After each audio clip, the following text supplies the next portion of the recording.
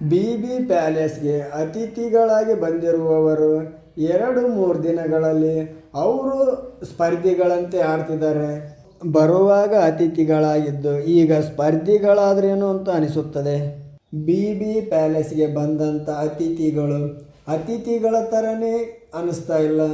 ಅಂದಮೇಲೆ BB ಪ್ಯಾಲೇಸ್ನ ಸಿಬ್ಬಂದಿಗಳು ಹೇಗೆ ಸಿಬ್ಬಂದಿಗಳ ಥರ ಆಡ್ತಾರೆ?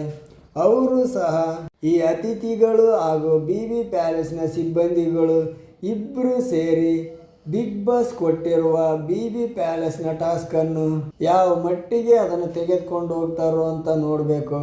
ಬಿಗ್ ಬಾಸ್ ಪ್ಯಾಲೇಸ್ಗೆ ಬಂದ ಅತಿಥಿಗಳಲ್ಲಿ ಉಗ್ರಂ ಮಂಜು ಹಾಗೂ ರಜತ್ ಅವರದು ಸ್ವಲ್ಪ ಅತಿಯಾಯಿತು ಅನಿಸಿದರೆ, ಇನ್ನು BB ಪ್ಯಾಲೇಸ್ನ ಸಿಬ್ಬಂದಿಗಳಲ್ಲಿ ಅಶ್ವಿನಿ ಹಾಗೂ ಗಿಲ್ಲಿ ಅವರದ್ದು ಸ್ವಲ್ಪ ಅತಿನೇ ಆಯಿತು.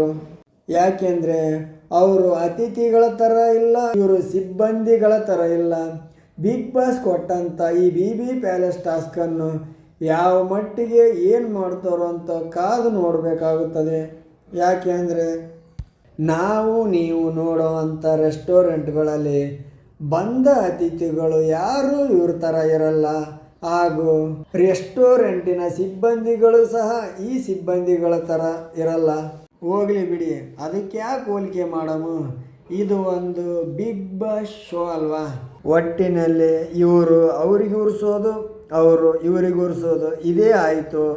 ಜನಗಳಿಗಂತೂ ನೋಡೋದಕ್ಕೆ ಎಂಟರ್ಟೈನ್ಮೆಂಟ್ ಆಗಿ ಹಾಗೂ ಖುಷಿ ಕೊಡ್ತಾ ಇದೆ. ವೀಕೆಂಡಲ್ಲಿ ಸುದೀಪ್ ಸರಿಗೂ ಸಹ ಚರ್ಚಿಸಲು ಸಾಕಷ್ಟು ವಿಷಯಗಳು ಸಿಕ್ಕಂತಾಗ್ತದೆ. ಮನೆಯಲ್ಲಿರುವಂಥ 12 ಕಂಟೆಸ್ಟ್ಗಳನ್ನು ನಿಭಾಯಿಸೋದು ಒಂದು ಸೈಡ್ ಆದರೆ, ಗಿಲ್ಲಿಯನ್ನು ಒಬ್ಬನನ್ನೇ ನಿಭಾಯಿಸೋದೇ ಒಂದು ಸೈಡ್ ಆಗ್ತದೆ. ಯಾಕೆಂದರೆ ನಿನ್ನೆ ನಡೆದಂಥ ಎಪಿಸೋಡಲ್ಲಿ ನೀವು ಸಹ ನೋಡಿರ್ಬೋದು, ಆ ಬಂದಿರುವ ಅತಿಥಿಗಳನ್ನು ಸಣ್ಣಾಗಿ ಇಮಿಟೇಟ್ ಅಥವಾ ರೋಸ್ಟ್ ಮಾಡಲಿಲ್ಲ ಗಿಲ್ಲಿ. ಅವರುಗಳು ಇನ್ನೇನು ವೈಯಕ್ತಿಕವಾಗಿ ತಗೋದು ಒಂದೇ ಅನಿಸ್ತಿತ್ತು. ಆದರೂ ಸಹ ರಜತ್ ಅವರು ಸ್ವಲ್ಪ ಮಟ್ಟಿಗೆ ಸಿಟ್ಟಾದರು.